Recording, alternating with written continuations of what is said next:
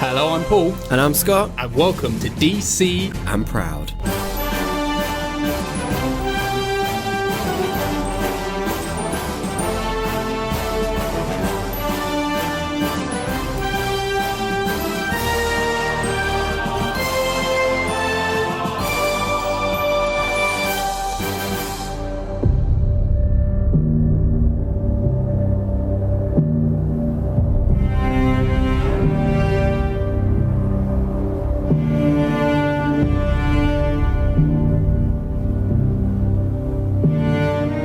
Hello everyone, welcome to the Cackles and Capes season.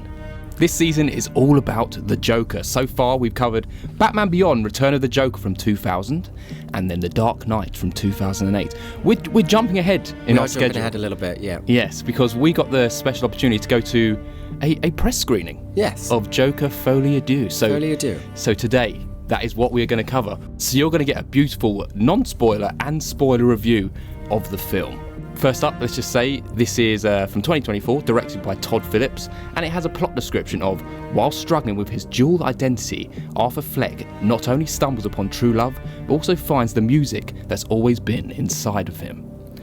So, as I said, Scott, this is a non-spoiler and spoiler episode. We're going to let everyone know full well when we're just going to jump into spoilers, and we're not going to mess around. We're going to go deep into spoilers. This is the non-spoiler portion, and it's something that everyone wants to know.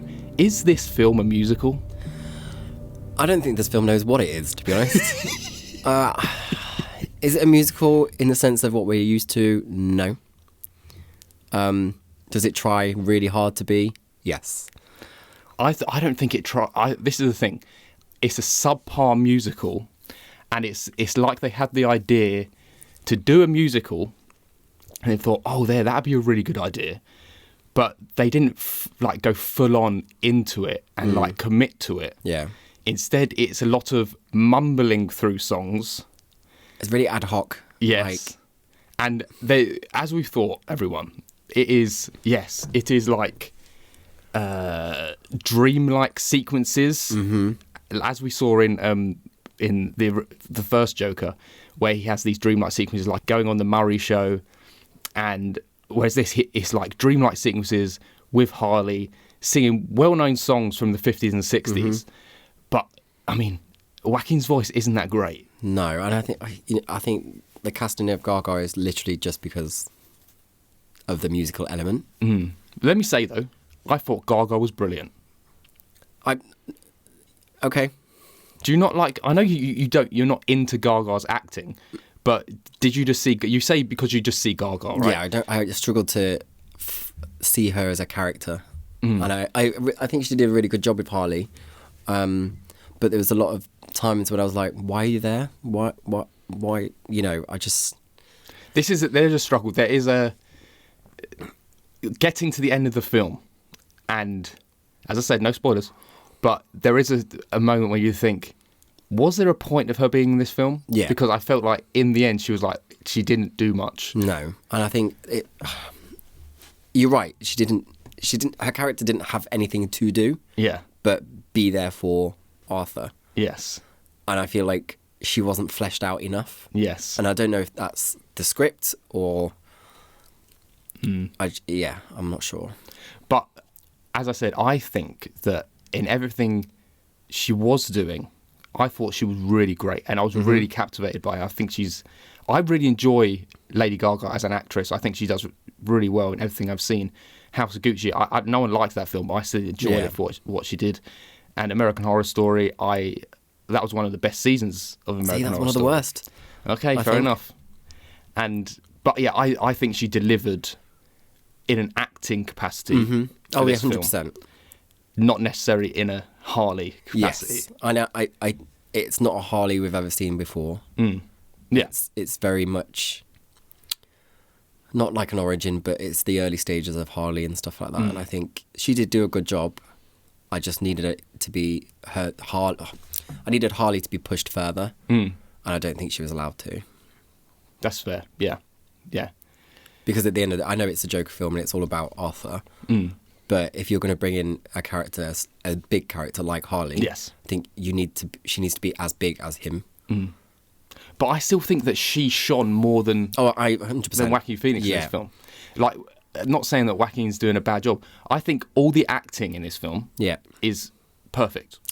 Yes. There's nothing bad to say about it. I agree. Yeah, I agree. It is just ends up being the story, because if you really like break this apart and think, okay, if we take away all these musical segments that doesn't necessarily work, and like when it got to the musical segments, I was like, okay, here's another one. Yeah. There are a lot. There are a lot, and they're so fleeting, and they're so.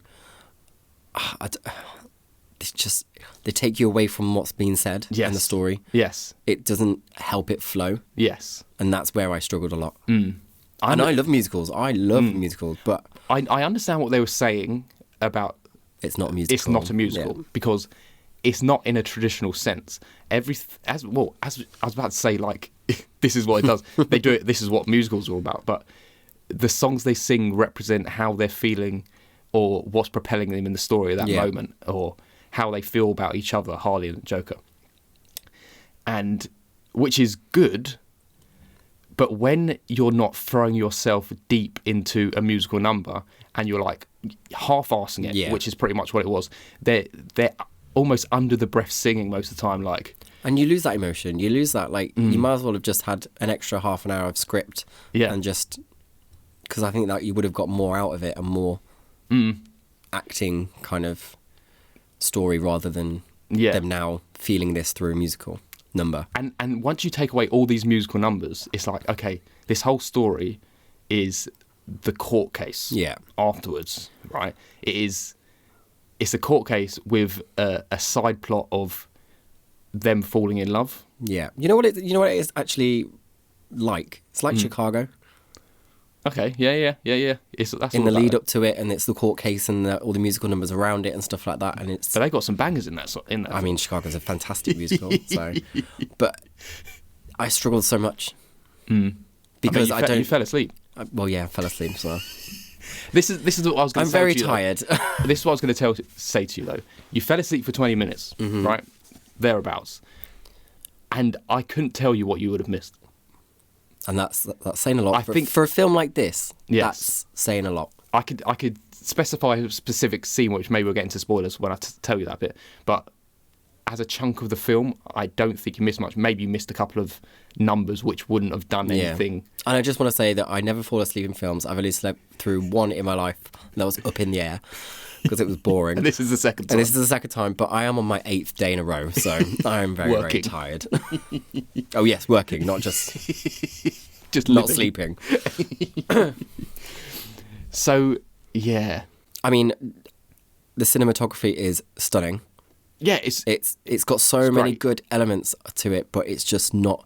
It doesn't reach its full potential, and it knows what it wants to do, but it just doesn't know how to get there. It has a lot of ideas in this film. Yeah, too many, I think. Yeah, especially towards the end. Yeah, and it's not executed. That's what I was going to say. Yeah. It's not executed as well as it think it is. Yeah. And there's been so much hype for it that I've just left disappointed. Really. That's the thing. So there's an overarching disappointment with this film, and I think a lot of people might feel this because, in my opinion, we haven't even spoken about it on the podcast yet, but in my opinion, the first film is a masterpiece. I agree. absolutely I agree. It's a masterpiece in adore acting, and it's a masterpiece in storytelling. Yes, because it's a concise story that knows exactly what it's doing. Yeah. Right. There's focus in the first one. Yes. And I think the focus in this one is lost completely. Yes. It's like there's too many things thrown at a wall. Yeah. And then it's like, this is what you got. It's not sure what it wants to say or do. But the thing is, so because this masterpiece is weighing heavy on the expectations of this one, it's hard not to use the disappointment as a guideline of how good this film actually is. True. Because I don't think this film is bad. I still enjoyed this film and I thought it was good. It's just that, and through the rest of the whole film, I was like, okay, I'm enjoying this. Yeah. Yes, the musical numbers might not be working, and I know it's not as good as the first one, but surprise me, do something. Yeah.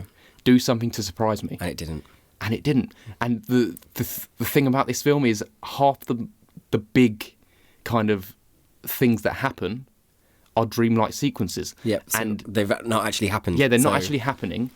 And you're like, okay, well, when you've got a scene like shooting Robert De Niro in the head, right, in the first one, and you come to this, and they're doing these crazy things, but it's not actually happening. It's like it's like happening. You're watching it, but it's not happening in real life in terms of the story.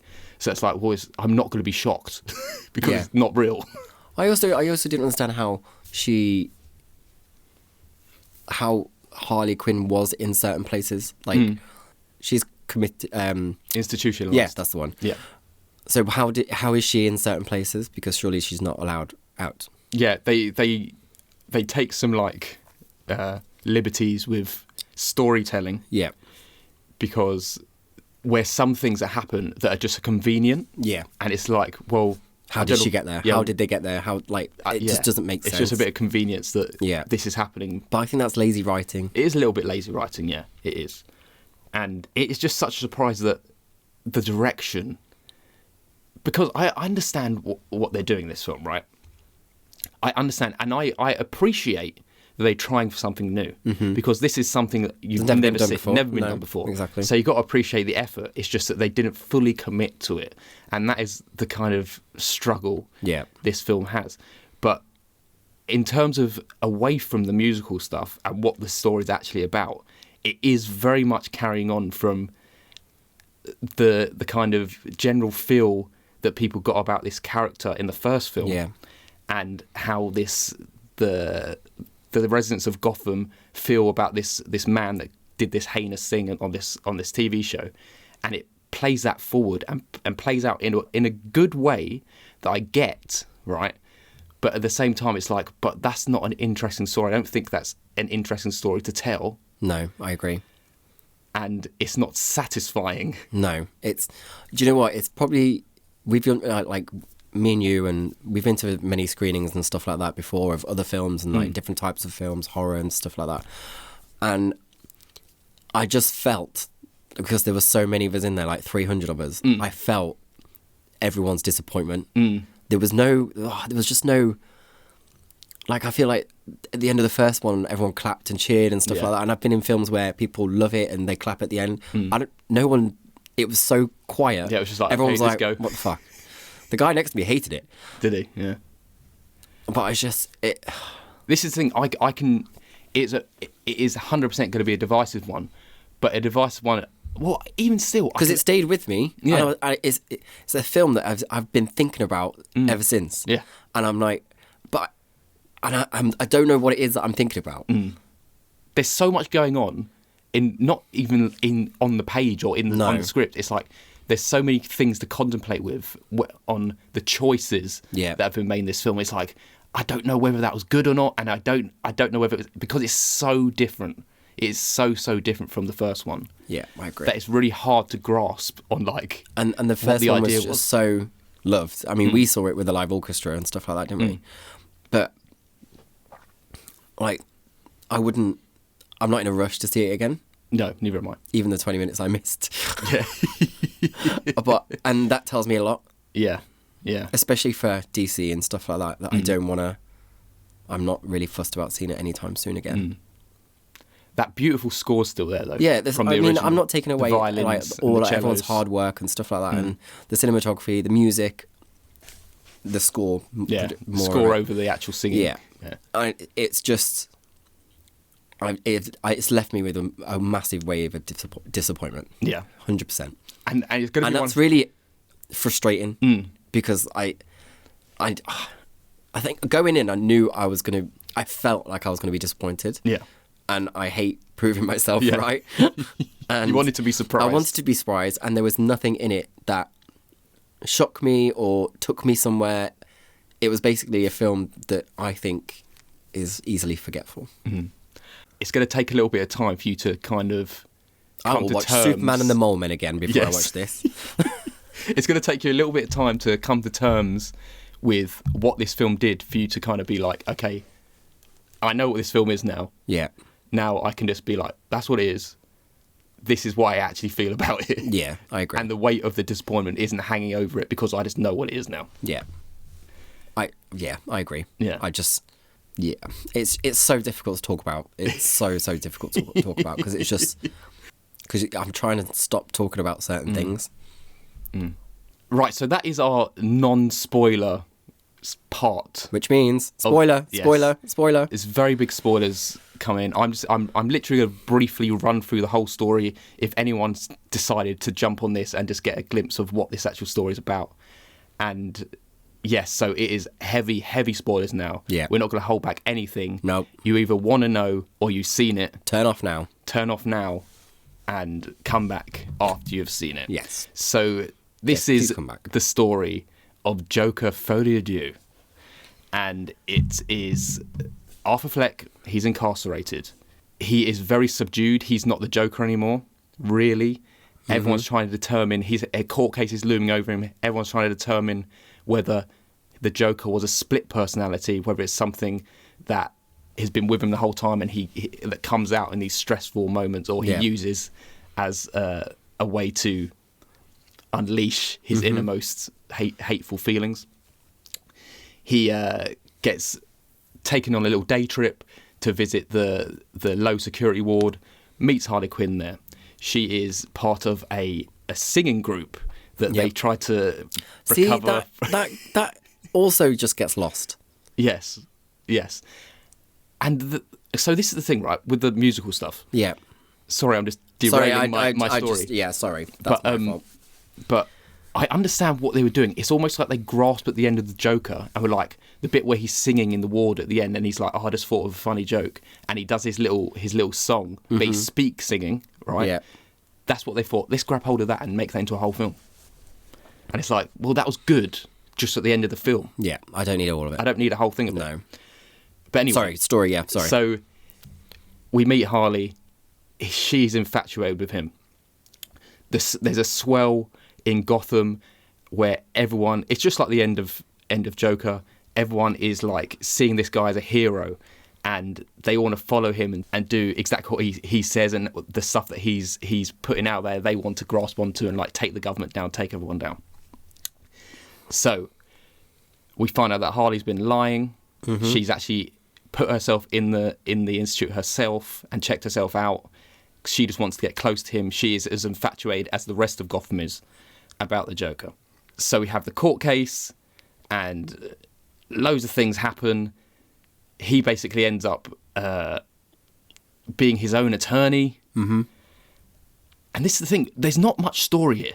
No, and I'm really struggling to remember, like, because there's scenes and stuff like that. There's story in between the musical acts, right? Yeah. And it's hard to like grasp onto the actual story they were telling. Yes, right? I agree. And I get that, you know, they're all coming into this probably like, oh, we're going to end on this court case that's going to be huge, and the payoff's not there. Yeah. So let's talk about the payoff. So he basically, there's a massive scene, which is almost like the turning point, where Gary Puddles, the guy with dwarfism from the first film, he comes on the witness stand, and basically there's a massive emotional scene where he's saying like, you're the only person who liked me and the one who treated me well, and that's when he's realizing that, oh shit, I've put this shit on this guy who's just like me, right? And there's a little bit of a turning point there, and this whole time they're trying to determine whether Joker is a split personality or not, and it comes to the point where Arthur says, I'm the Joker, I did this all to myself. And it's a turning point where Harley decides, oh, he is not this hero I thought he was, which is what I appreciate, because he's not this hero. No, right? You're right. He is this weak man who's latched onto this fame that he's got out of doing this heinous crime, yeah. Right, and he's like, I want this like popularity. This is what I've been craving. Yeah, because he feeds off that energy in the courtroom, doesn't he? Yeah. Like, it's like a spectacle. That's what it is. It's showboating, really. That's what it is. But he's just a narcissist. He only cares about himself. He doesn't actually care about changing the dynamic of Gotham. Like everyone else is like seeing with this massive like cultural, political hero, right? And he's not that. No. And it cuts to the point where he says, I just want to blow this thing up, and just, I don't want to do this anymore. Yeah. I don't want it. But the people in Gotham see that as, you should blow up the courtroom. Yeah. Right? Which happens, and this is a moment in the film where it's like, oh my God, this massive thing's going to happen now. right? And it doesn't. It doesn't. Harvey Dent's in this film as well. It's cute. He's cute, guys, He's cute, apparently. guys. Go and see it for that reason if you want to. And you think at this point that something big's going to happen. And he goes to find Harley. And she's basically turned her back on him and said, "You're not who I thought you were." And turns away, walks away. And it's like, oh, that was the story arc, right? I mean, and then he gets arrested. Hours of just... And he gets arrested again. Yeah. And you're like, that's it now. That's it now, right? He's back in jail. And then he basically is guilty. He goes back to the asylum. And then there's this guy who's been in the background for multiple times, and you see him staring. He comes over, says a little joke to him about a clown and a psychopath sitting in a bar. What does he say to the other one? You get what you fucking deserve. And he stabs Arthur Fleck, kills him, and then in the background you see him cut open his face and starts laughing. He is the Joker we all know, and he's been inspired by Arthur Fleck. I might have made it sound really good. But it wasn't. It's an unknown actor who I don't know. I don't recognise him. Actually. He's just in this film, and then he's like, "I'm the Joker now," and it's like, I don't care about that shit. No, I was like, "Who the fuck are you? Like, who are you?" I don't care about you. I just think you just made this really damp squib of an ending. It was so rushed. Yeah, and there was no care or time taken from it, and I can't. It's just not what I expected, or what it didn't. Not expected, because I love films that surprise me and shock me, and if that was meant to be a massive, massive shock, it wasn't. No.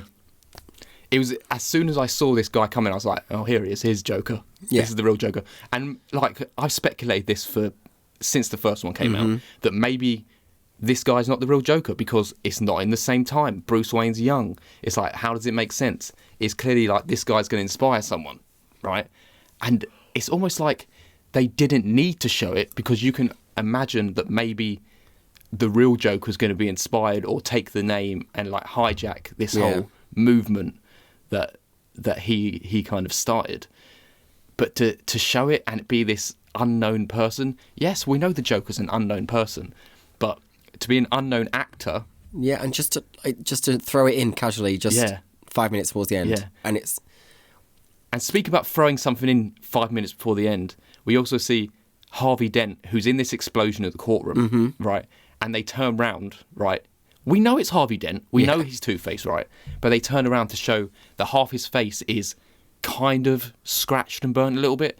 Not he's fully turned into Two-Face, but it's like, look, he's got burns on half his face. And it's like, we fucking don't need that. No, and it's lazy writing. It's lazy. It's half done. It's not. It's just not. It doesn't go all the way for any of the characters. They just don't get pushed. That's it. They don't fully commit to anything. No, that is it. It's such a letdown. It's ideas that I think the ideas are too big. Yeah.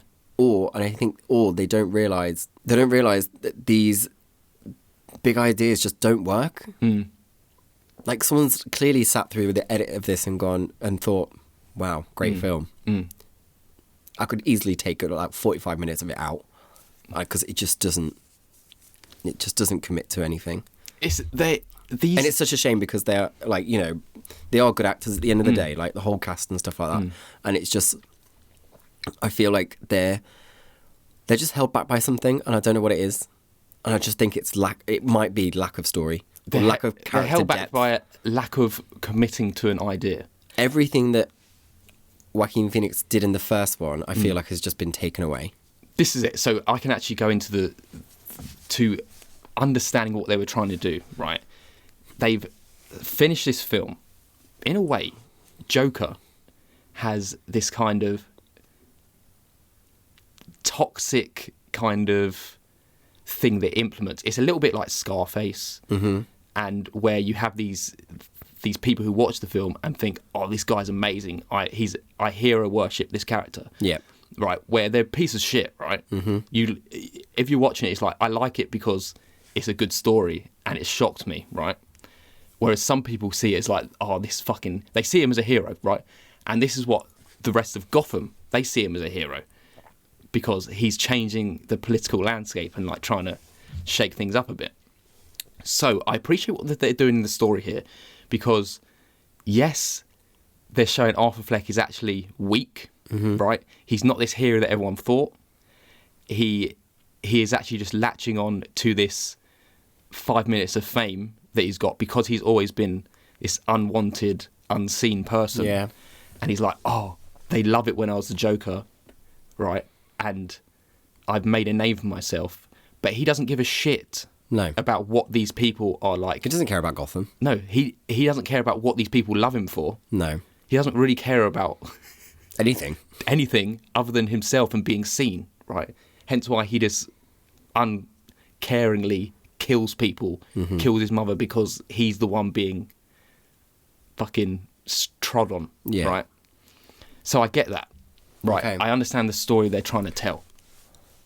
And that is why Gaga or Harley turns her back on him because she realises you're not the amazing you're not Joker. You're not the Joker. You're not the Joker. You're not a change setter. You're not like this thing that's going forward, this massive thing that's going to happen. Yeah. You're not the face of it. You don't care. Yeah. Right? Hence why when he actually gets out of the courtroom after this explosion, and this is the things you see in the trailers where he's running down the street with that big Joker, and they're all the people that are outside. It's a car bomb, by the way. The car bomb blows up outside, and he runs down the street and he gets pushed into a car by these people who are following him, and they're like, oh my God, keep your head down, I can't believe you're doing this. This is just a start. This is just the start of something.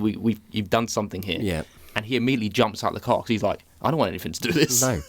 This is not what I'm about. I'm about me, about being seen. Right? And that's what it's all about, and I appreciate that. And I also, kind of appreciate what they're doing with, this isn't the original Joker. He is like the idea of what the Joker could be, but he's not. He's a sociopath, really. He has a bit of a screw loose. He's a bit of a narcissist, but he's not a psychopath like the Joker is. And that is the difference. The other side of the coin. If it's like Heath Ledger, that's a psychopath, right? That is the Joker. Yeah. Right. He knows exactly what he's doing. Everything burns. Yeah. Yeah. Exactly. Well, this is not that guy. No. This is full-blown narcissist. Only cares about himself. And I appreciate that, but it's just everything. All these stuff they built up really well in the first film. It's almost like they burn it down. Yeah. It's like it's the amazing world building that they've done and character building has just been lackluster. Yeah, and it's just been forgotten about. And I just the whole story with his mum and stuff like that, and that deep love. And it's just I don't know. It's a really, really tough film to try and dissect. And you're right, it just doesn't get to where it wants to be. And I think it struggles in its... I think half of it is the musical numbers. It doesn't work. And I'm not saying it should have worked for their own, songwriting, do their own songs and stuff like that, because jukebox musicals do work sometimes, but it's just not executed very well. And I think it does nothing for the story. It does nothing for the characters. If it does anything for the characters, it's taken them away. Yeah. It's taken away their humanity and who they actually are trying to be. Yeah. And it's really just a case of showboating musical talent that I don't want in this film. Yeah. I don't need it. You're making a character piece film, and you've just forgot about the characters. Yeah. That's what it is. Yeah. If they see, I'm being really harsh. But I'm trying to tell you the stuff I appreciate about it, though. It's just that it doesn't deliver. Just knocking you back. No, but that's what it's all about. This is this is what I feel like the discussion is going to be like about this film. Yeah, about it is stuff that works and stuff. From what I've seen so far, it is very. It's like Marmite. You either love it or you hate it. But I think the thing that could have really delivered this film is.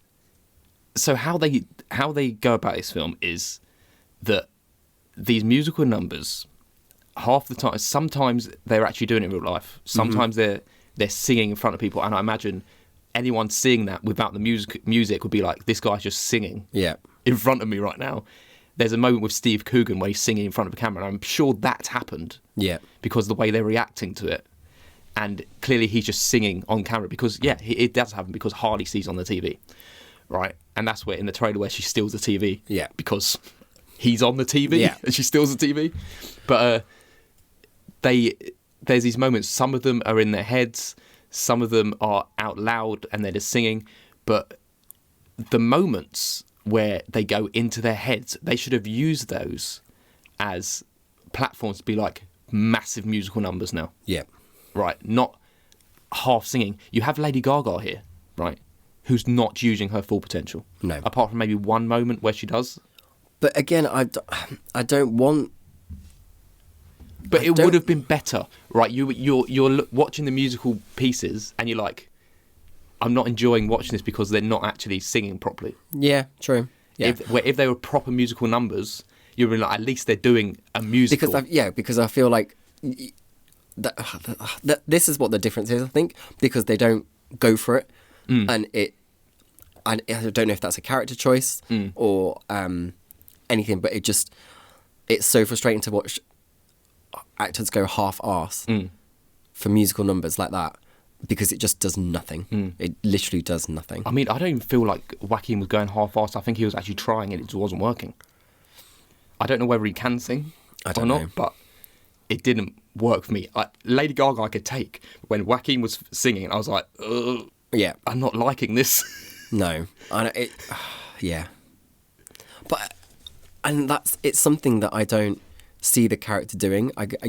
We had the ending of the first film and stuff like that, but I don't need that all the time, and I don't think it works for his character. No, this is what it was almost like. The only way I can kind of understand why they did it is that Harley's almost psychosis or little tick she had was singing all the time. Yeah. Right? And every moment she could, she would sing how she felt through a musical number, because we get this moment right at the end where she's singing to Arthur, and it's the moment where she's turning her back on him, and he's like, stop singing, I just want to talk to you. Yeah. And it's that moment where she's like, why is she still singing? Is this because Arthur's jumped on her kind of tick that she always does? Yeah. How like he's got a tick of always laughing, she's got a tick of always singing, hence why she's in this musical class maybe. And he's like, let me join that kind of madness. Yeah. And be a part of that madness and like fall in love with that singing kind of madness and do it together. And that's the only reason I can think of. Suddenly they're just singing all the time. Yeah.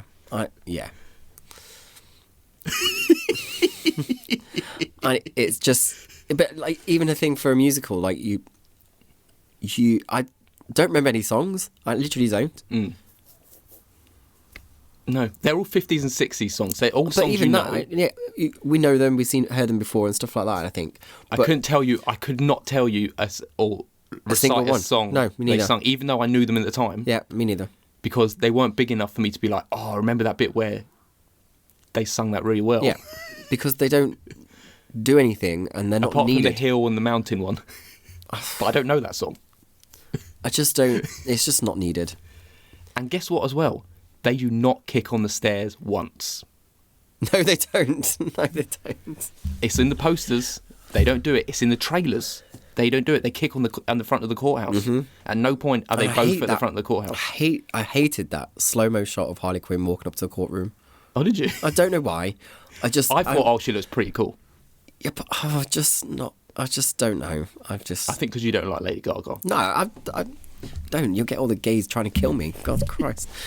Do you appreciate her any more now that you've seen her in this, or do you be like, okay, she can at least act? I know she can act. I know she can act. Yeah. Yeah. I'm not taking that away from her or anything like that, but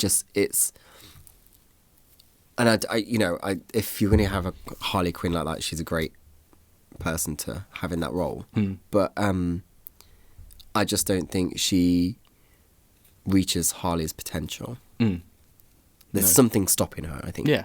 And I don't know what it is. They don't use her as much as I don't think they use her in the right way. No.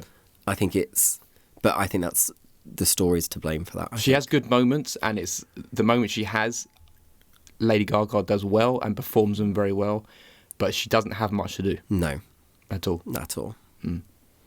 That's where I struggle. Yeah, because you've got this. Harley Quinn is an absolutely fascinating, incredible character, and I feel like, you know, there's so many interpretations of Harley and stuff like that, and you know, from what we've seen in animation and live action films and like the TV series as well, and I just think this could just be anyone. It's not Harley Quinn. It could just be anyone. It's not. There's nothing about her that the Harley as a character in this that screams Harley. Well, but you could say that about Joker. That's true. Because it's not the Joker we know. No. But it isn't. That's why. That's true. So we're trying to assume that the new Joker's going to find his own Harley Quinn as well. True. And she's going to be called Harley and Quinzel and be a psychotherapist. This is the thing as well. She's meant to be really clever. Yeah. And she's not.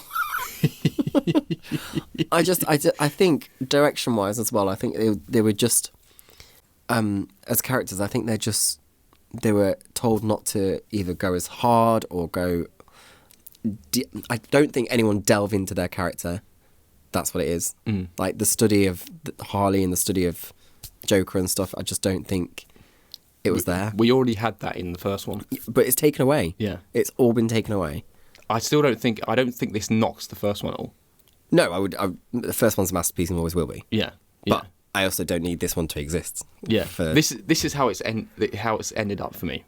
That you have this amazing film, and this is almost like the kind of reverberations of this masterpiece, that whatever's going to happen after this, right? And it's like, it gets to the end, you're like, we didn't even need that. No. It could have ended in the first one. Yeah, this film's not needed at all. And it doesn't bring anything to the table, anything new. So it exists just purely for, greed, really, because it was made a lot of money, the first one, obviously. So. And out of everything, it's like, you could possibly even say this was created out of fan service, and I love fan service, right? I don't mind fan service. It's there for a reason, because it's like, why wouldn't you make people who love these things happy, right? But Scream it's like 5 was made for fan service. Yeah, so. It's like, let's give people Harley Quinn. Let's give people Two-Face. Let's give people the real Joker, and give people another film. Yeah, and it's like, but we didn't need that stuff. No, I don't care. And none of it is. Everything's half-assed. Yeah, it's not actually delve deep into. It is such a hard one. I just can't. The fact that I can't remember anything, or you did fall asleep. Only for 20 minutes, but no scenes stood out. Nothing. Like, you know, the first one has so many iconic, even just like him on his own and stuff like that, and it's just missing, and it's really, really tough. Really tough. Yeah, it's a difficult one. I don't really have anything else to say about this film, other than I'm so conflicted and like I don't really understand what I've watched. Yeah. But I enjoyed it in some way, but also was utterly disappointed. Yeah. That is all in one package. Yeah. It's a hard one. What is your score? I still think I understand. You've been nicer than I have. That the weight of the disappointment is hanging very heavy on it, right? But I cannot deny that while I was watching it, I was enjoying it. I was not enjoying the singing, but I was like, okay, well, this is definitely not up there. Yeah. It's not a 9 or a 10. It's definitely not an 8, because I don't think this is a great film. Yeah. But I'm still enjoying it, right? And hence why I land on a 7, because I still think it's good. It's just didn't know what the hell it wanted to be. And it just... the end is just a damp squib, and it's just like, we went all that way just to end here. Yeah, there's just no payoff. Yeah. That's what you've been very nice. Did I say that Arthur died in the end? He's dead. Yeah. Right. So this is the last film. Right. It's not coming back. They're not going to come back and do this new guy who's the Joker. No, that's not going to happen. No. This is the end of the story. Yeah. Arthur's dead. He got stabbed, and there's a new Joker in town. He's always been there. Yeah, yeah. But 7, you've been quite nice. It's going against the masterpiece. It's So very it's true. always gonna be hard. Very, very true. It's a 5 for me because I understand that though. At the same was time, just so disappointed. I felt no one, even though there are some good performances, I don't think they went further enough. I hate it. I didn't enjoy the musical numbers. Hate's a really strong word. But, you know, it gets marks for the cinematography and the score and stuff. But I'm very disappointed, and I don't necessarily want to see it again anytime soon. yeah, that's fair. I feel that way as well. Yeah, I don't need to see it again anytime soon. I really need to distance myself and kind of come to terms with what I watched and then go back to it. Yeah, couldn't agree more. Right, so that lands it on a 6 out of 10 as our average. So it's going up against 2 films. We've got Batman Year One and Batman Mask of the Phantasm. I would watch both of those over this. I'm going to agree with you, yeah, because I wasn't disappointed in those films. No. Even though they are lower scored, but I would happily watch those 2 films They're again. not lower scored. You've given both a 5. Well, I know. We've given both exactly the same scores. I give them both a 7. You give them both a 5. This was worse. Okay, it's the worst. This put it at the bottom of the pile. I'm happy to put it at the bottom of the pile. Cool. Let's keep it there. So it becomes our new number 7th worst film, with Batman Year One above it and Batman Beyond: Return of the Joker below it. I'm being so harsh, but I agree with everything I've said. Yeah. It is where it is. It is. It is where it is. It's. You know what? I'm actually looking forward to people seeing it and seeing what everyone's opinion is. Yeah, definitely. Because I know for a fact there will be people that love it, and I already know there's going to be a lot of people that don't. Yeah. So it's going to be interesting what the balance is and stuff. It's definitely going to be Marmite. Yeah, and also how well it actually does. Yeah. Because the first one did so well. I don't see this one doing as well. Yeah, the musical element is instantly going to turn people off. Yeah. So it'll be interesting to see what numbers it does. But Joker, you were beautiful. You were. What did you do? What did you do? What did you do? What was that from? What did you do? What did you do? Oh, Supergirl in The Flash. She She yeah. screams it, Yeah, doesn't she? yeah, true. Oh, we don't get her as Supergirl again. That's really sad. So we jumped ahead in our Yes, we Cackles did. and Capes season there. That was supposed to be part 6. And we haven't even done part 3 yet. So next we will be returning to the film we said we were going to do. Yes. Which is Batman Under the Red Hood. Which I've now watched. Which we've so- already watched. Raggy, we've already watched it. We've already watched that film. So we will be recording very soon, I'm sure. And you'll get that next week. You will. But we knew you'd You'd want this now. first. You want this Yeah. baby right now. We'll give you that beautiful stuff. Oh, And yes. there it is. We hope you enjoyed it. Us, not the film. Right, guys, we'll see you later for Batman Under the Red Hood. Take care. Goodbye. Bye.